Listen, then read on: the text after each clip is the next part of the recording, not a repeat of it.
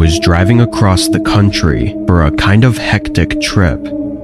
I had to get some things done for work at an office way up in Maine, and decided that while I was there already on the road trip, that I'd visit some of my friends and family on the East Coast.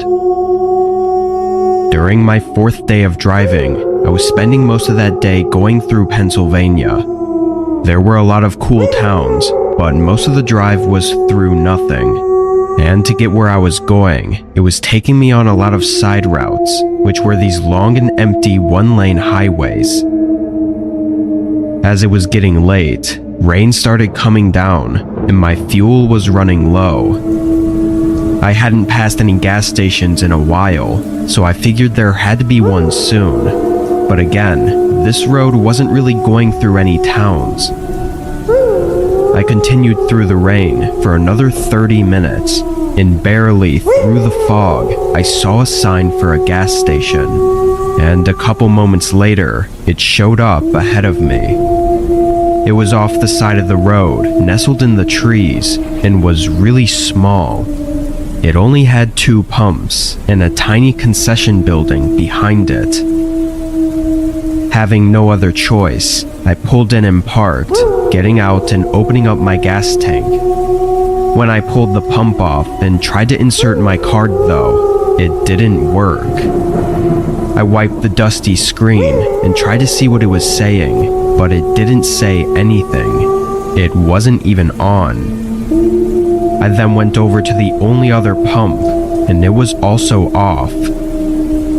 Frustrated, I looked around. With it raining and being well past sunset, it was really hard to make anything out. Sure, the place looked old and outdated, but so did a lot of other gas stations. After a closer look though, I noticed a small light inside the concession building. Hoping it was a worker that could help me, I stepped out from under the overhang covering the pumps and ran up to the door. Moisture was covering the entire glass door, so I couldn't see inside. All I could see was the light reflecting through the glass. I grabbed the handle and it screeched open. When I stepped inside, I immediately knew something was wrong. The store shelves were empty, and some even knocked over, and the place just looked like it was destroyed. The light was coming from somewhere in the back though, and was now clearly some sort of lamp or something. Definitely not a regular store light.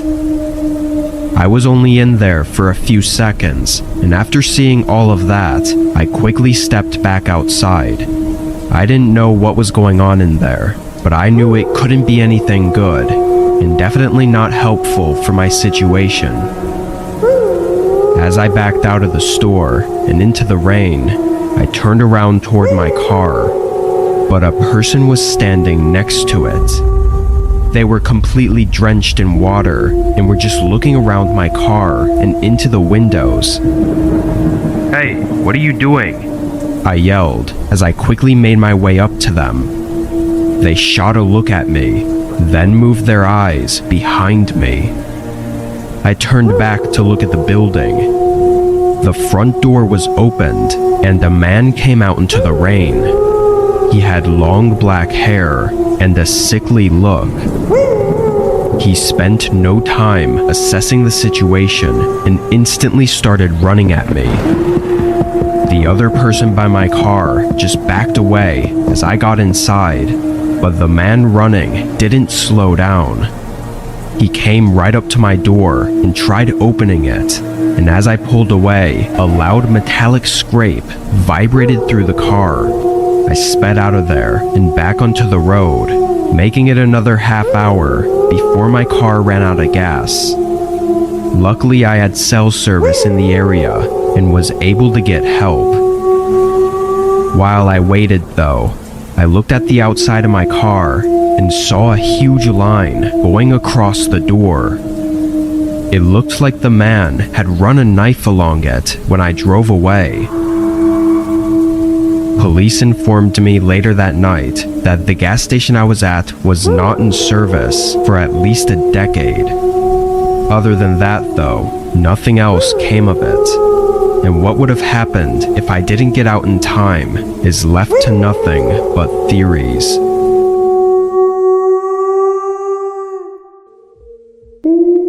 I live in the Midwest, and there happens to be a lot of abandoned places near me. I was in my last year of high school at the time, and my friends and I would often go to these creepy places for fun. It was a pretty normal thing that kids around here did. This was on Memorial Day weekend, which meant we had 3 days off of school, and with the year coming to a close, we decided to go explore a place that we'd been wanting to go to for a while.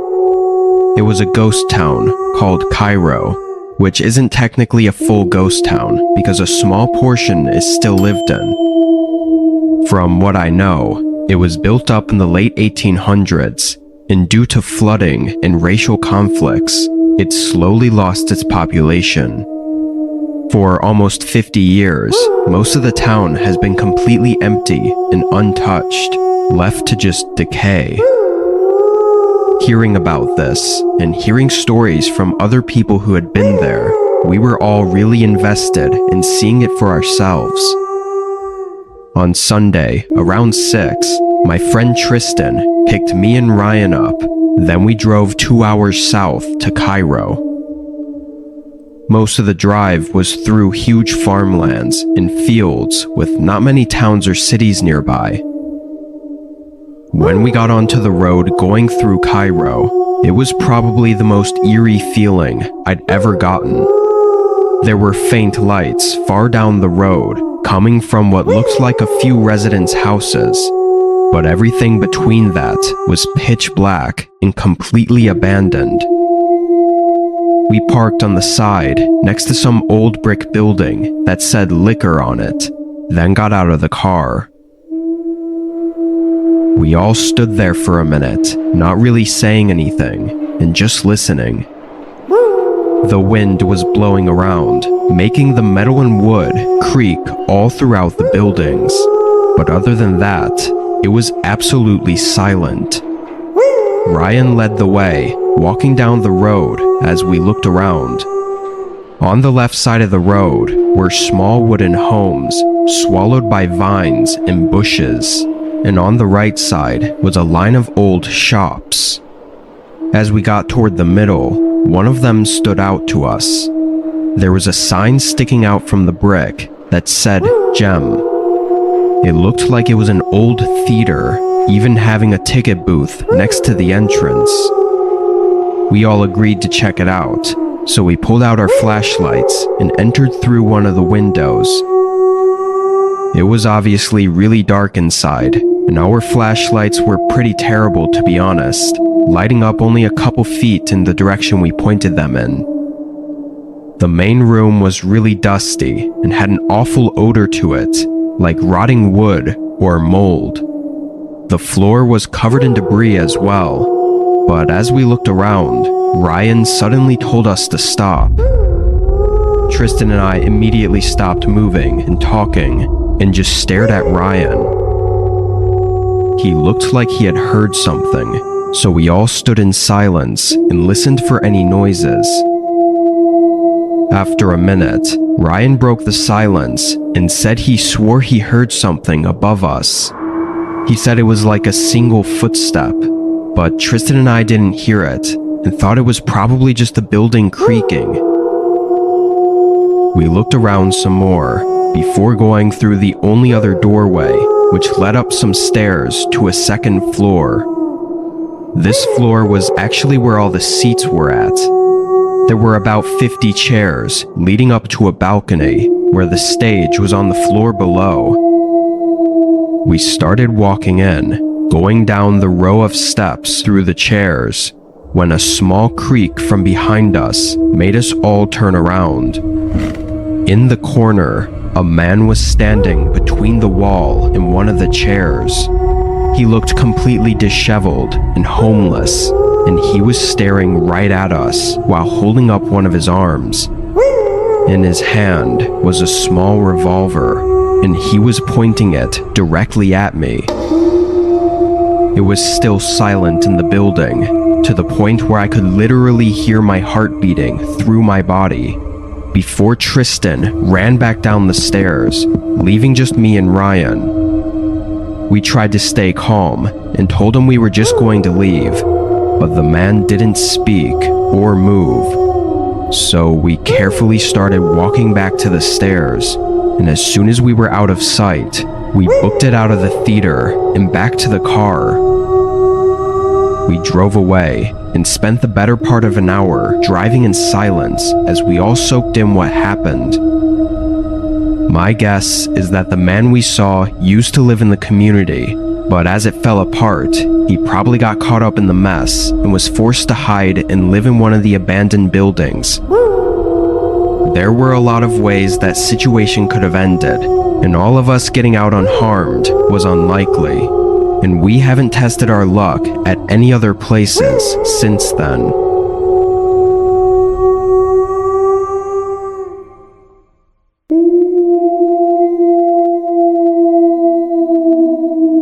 This was about 10 months ago now. I was spending a few days with my best friend from college in his hometown. I'll call him Chris for privacy. It was a really small town from what I was used to, but Chris was showing me around and we went to the bars and just hung out and had a good time. On my last night there, he mentioned a place he'd been wanting to explore for a while, but hadn't had anyone to go with. It was some abandoned house or town he knew of a few miles out in the woods.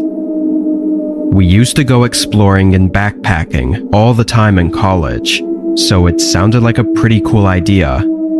Only 30 minutes after hearing about it, we were already trekking through a path in the woods. We still had some sunlight left, but we brought headlamps just in case. About 20 minutes of walking, the trail ended and we had to follow a very faint footpath through the trees. It went on for another hour before we made it. We could see a house out in the distance, and as we got closer, we could see several more behind it. It wasn't what either of us expected, though. The houses didn't really look that old. They looked weathered and heavily damaged, but had modern siding and stuff like that made them look kind of like any other house. There was even a tiny gravel road leading from each of the homes. It looked like maybe they were trying to build a community and something went wrong, causing them to abandon it. Other people had been there before us, though, evident by the graffiti on the sides of the houses. Chris and I went up to the first house, looking through the open doorway. There were weeds growing through the floorboards, but it was otherwise empty. Before we stepped in, though, a loud slamming sound echoed through the woods. Both of us jumped and stared down the gravel road that we thought it came from. After that sound, though, it was quiet. We had no idea what it was, but after seeing nothing, we went inside the house. There wasn't too much to look at, but what made it so interesting was trying to figure out why anyone would abandon it. The house looked like it would have been nice before it was left behind. After walking around the first floor, we went upstairs to the second. Oddly, it got way darker upstairs, like no windows were letting in any light. The hallway was short, with only 2 doors and what looked like an attic in the ceiling. We went up to the first door and opened it, seeing another empty room. But we were quickly interrupted by hearing something downstairs.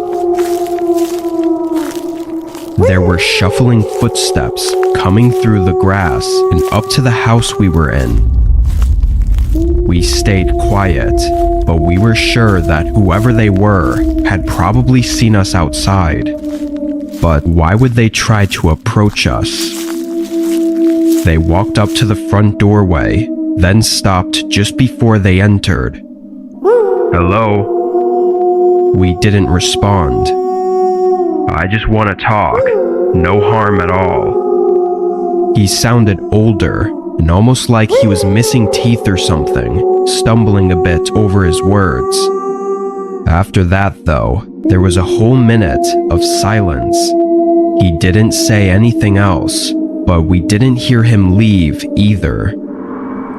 We waited another few minutes, still not hearing anything, before Chris quietly went down the staircase and looked over at the front door. He turned and looked back at me with a pale face. "There's nobody there." I quickly went to see for myself, but he wasn't lying. He was nowhere in the doorway. We carefully made our way down and over to the doorway. Looking out, there was one line of footprints in the grass coming from where the other houses were, but no footprints leaving. Both of us figured it out at the same time and bolted for the trees, knowing the guy must have been hiding inside the house somehow. We got out of the woods as fast as we could and went back to his place. Who that guy was and why he wanted to talk to us, we don't know. I'm sure if he'd found us, though, we probably wouldn't be here. Before I moved to Indiana with my girlfriend, I lived with my dad on a ranch in the middle of nowhere in a small town called Hartville in Wyoming. Seriously, the town had maybe 50 people in it total. It was really that small. A measly 25% of the population alone was probably my own family. I have 3 brothers, 1 sister, and, well, of course, my dad. My mom passed away from heart disease when I was young, and it really sucked. It really sucks not having her around, as she truly made everything in my life so much better, in all of our lives. I had some aunts and uncles, and 1 cousin as well that lived near us. I was going to miss them all, but it was time for me to live my own life. After all, I was 20 years old, and I had dreams of the city life, and I always wanted to be a veterinarian. My girlfriend at the time, now wife, and I are very close, and we have been since we met. What started out as a long-distance relationship quickly turned into an 8-year marriage so far, and still going strong. The first few weeks in Indiana was amazing. Apart from missing my family back home, it really felt like everything was coming together, and I was unbelievably happy to say the least. My wife recently just moved into her own house, and I moved in with her. She also kind of lived in the country, but barely. It was nowhere near as desolated as my old house was in Wyoming. We were only 5 minutes from the nearest city in Indiana, if that. In Wyoming, my family and I were literally at least 30 minutes away from any store at all. Now, with all the good things that were going on in my life, there was a bit of a problem. You see, the house in Indiana had a long history of sketchy and weirdly horrific horrors and rumors about it. Some of them were true and not just rumors, but some of them were just flat out fake as hell, and I knew they weren't true. However, before Leslie, my wife, moved into the house, it had been broken into at least 3 or 4 times, all in the time span of 20 years. We only knew about this because of our neighbors, and we definitely believed them. We had no reason not to. Plus, besides that, Leslie told me about how she would see this guy on the property before I moved in, at least 3 different times that she was sure of. She had no idea who the guy was, though. He only came around during the day. Every time he showed up, apparently, he would stare from the end of the road and then slowly make his way up to the house and up to the window in the kitchen or the dining room and glare inside the house. Every time this happened, Leslie called the police, but they never caught him. He would always be gone by the time the cops made it there. Most of the people who live in rural areas are nice and really sweet old people, or just middle-aged parents with a family. But every once in a while, you run into a real whack job. The country is a good place to lay low, and unfortunately, there definitely is a place for everybody. A lot of lowlifes, aka sex offenders or druggies, will live out there to try and stay low-key and under the radar from the police, or just people in general. I, of course, was very concerned about this guy, and Leslie was deeply terrified of him, understandably. I obviously wasn't scared, but definitely worried. You never know what someone is capable of. Anyways, we would be okay because I had a pump-action shotgun along with a .45 handgun and a revolver. And even at that, I had my fair share collection of knives and daggers. I reassured Leslie that everything was going to be okay. Well, one night around 10:30, give or take, we were hanging out in the living room watching a movie and we were both half asleep. Shockingly, we both wake up to a knock on our front door.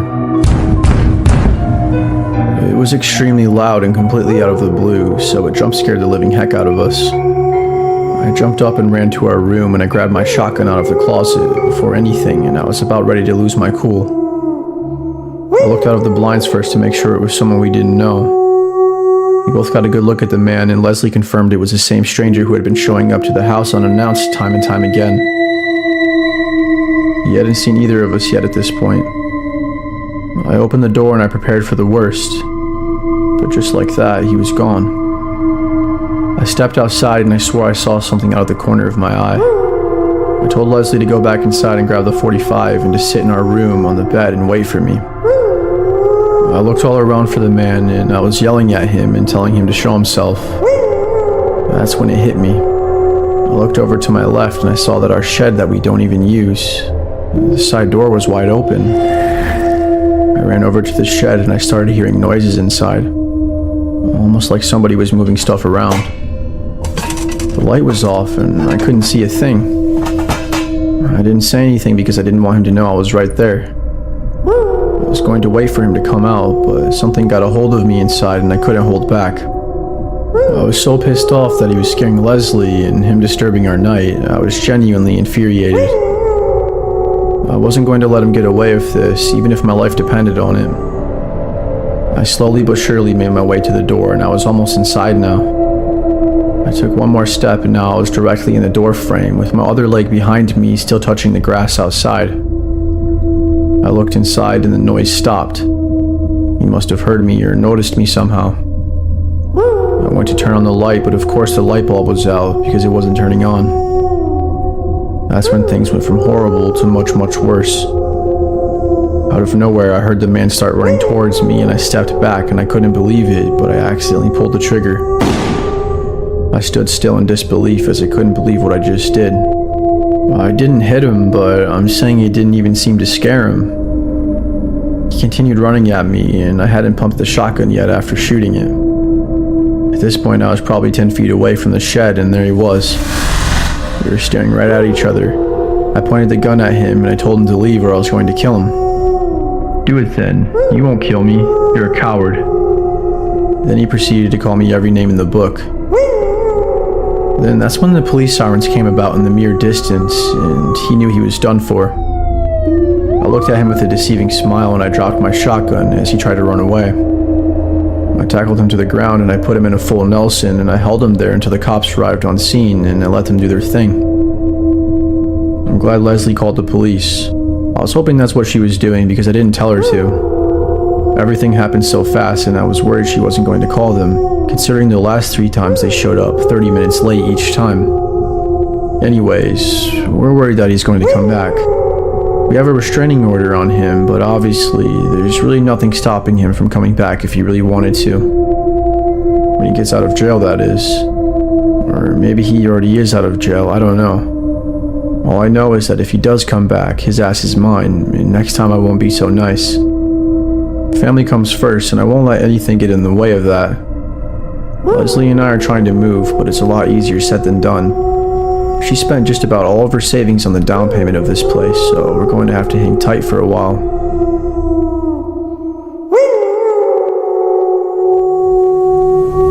This is a story of my best friend and what her life is like with the stalker. This will be the abridged version, but still will be long. She knew of him through a mutual friend, and he lived in Delaware. We lived in Tennessee. He came to visit his friend, met her once, then decided to move here. After he had lived here for 6 months, they began dating. 3 months into them dating, he admitted he moved here because he wanted to be closer to her, even though they weren't romantically involved at the time. Before they had ever dated, he asked her what she wanted for her birthday.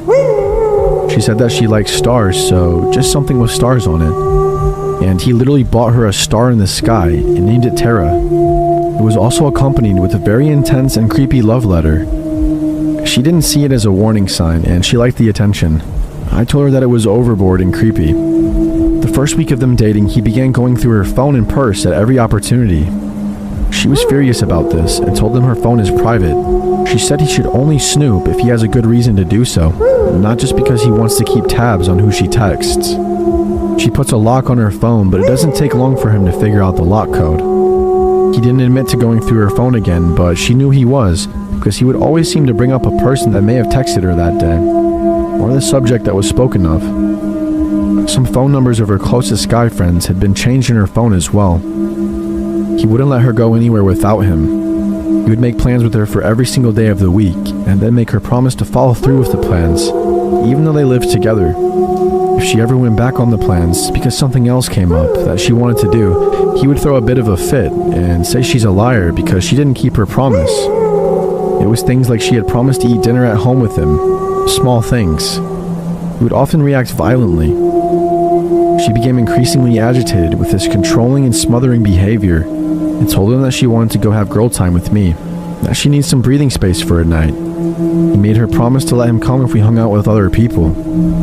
About an hour before she was coming to meet me, I got a phone call from a friend that had moved across the country. He was in town and wanted to see me. I told him that I would have a friend with me that night, but we'd swing by his house for about an hour if she was okay with it. I asked Tara if she's cool with it, and she says of course.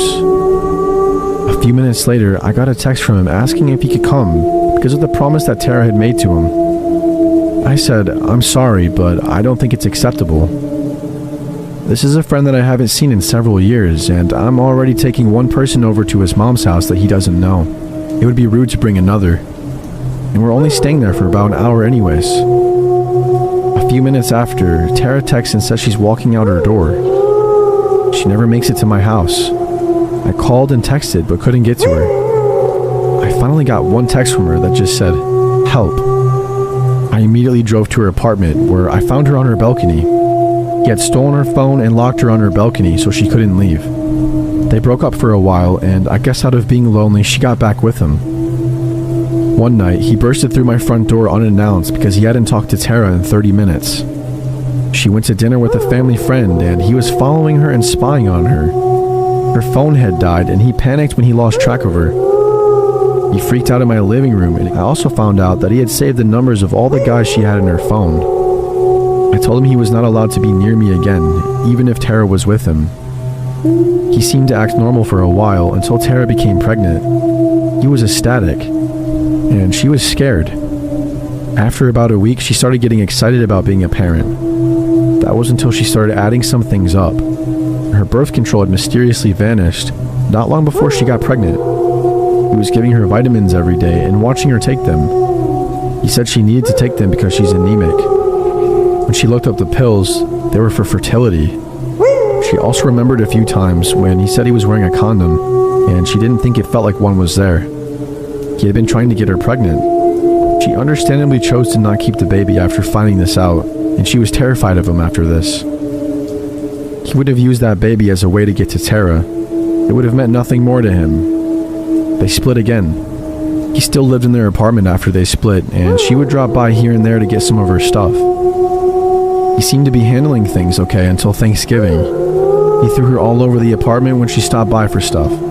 That night, he said he was going to spend the night out of town in Nashville, that he needed Tara to stay there and watch his puppy. She made sure it had food and water, but didn't want to be there in case he came back. He did. At 1 a.m., she gets dozens of phone calls from him. He was never in Nashville. He was just trying to get her alone and flipped his shit when she wasn't there. He sent her 115 texts that all said, "Respond to me." He began driving by her work and house all the time. He would call and text her incessantly. He told her that he isn't promising his sanity or her safety, and that he would kill her. He started taking her mail even. I told her that I would go get her mail for her, but he said he wouldn't give it to me. He'd only give it to her if she came in person. He began threatening me and saying that it was my fault. Yes, I had encouraged her to get away from him. He was insane, and everyone was scared for her. She was living at my house because he didn't know where I lived at the time. I finally decided to treat him like a kid, and I called his mother in Delaware. I told her of his behavior and threats and asked if she could help him. He ended up moving back to Delaware, but would still call and text Tara all the time. He also made sure to bash her to every person she knew. He would come back to town often, and he would go everywhere he knew she would go. He would go places where her friends worked. He would drive by her work. He would send her gifts, and sometimes she'd see him waiting outside of places she was at. It finally stopped, though. She had a year of silence from him, and she had even moved to a different state with the guy she was dating. Her and her new boyfriend split, and she moved back home to Tennessee and started working at a hotel. He once came into her hotel and bought a room for the night. The next morning, he checked out and drove back to Delaware. He drove 12 hours to stay at her hotel for one night, and then turned around and went back. He sent her a text a few months ago saying he's moving back here. For several years, she was constantly on edge. She gets nervous if she sees a car like his, and she has a genuine fear that he will hurt her if he gets the opportunity. She thinks he'll kill her one day, and I'm also afraid of that as well. She has numerous police reports over this guy, and I hate seeing how he's damaged her, and she's afraid to get close to another guy. She doesn't want kids now, and she's always nervous. We still use the buddy system. She doesn't go anywhere at all by herself. It only takes one moment of her being alone